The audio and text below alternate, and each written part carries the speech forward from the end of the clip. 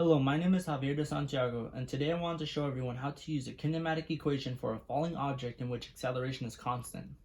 In order to do that, I will demonstrate myself walking off a high dive into the pool I work at.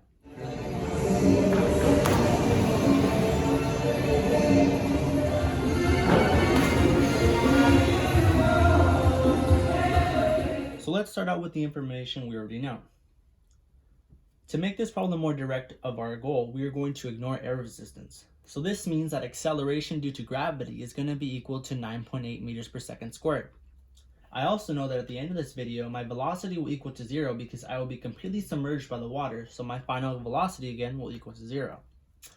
Next, I'm going to take the average time it took me to fall and be completely submerged by the water, which for the first video was 1.26 seconds, and for the second video was 1.18 seconds.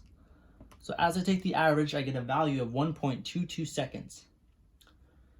The only variable that I don't know in this problem is my initial velocity, and that is the speed that I actually fell at during this time. And it is the value that I will be calculating for in the next steps. So here's a list of the kinematic equations, and I'm going to choose the one that best fits my problem. In the second one, I have a time, I have an acceleration, and I have a final velocity. The only thing I don't have is an initial velocity, so I will use this problem.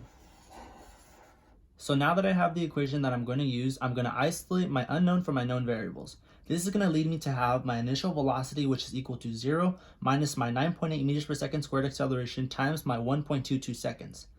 Once I plug this into the calculator, I'm going to get a value of a negative 11.96 meters per second as my initial velocity. The reason being negative is because I'm going in the downward direction. Thank you everyone for watching my video. This was directed, written, and starred in by Javier de Santiago, which is me, and the pool used was the Brenda V Aquatic Center.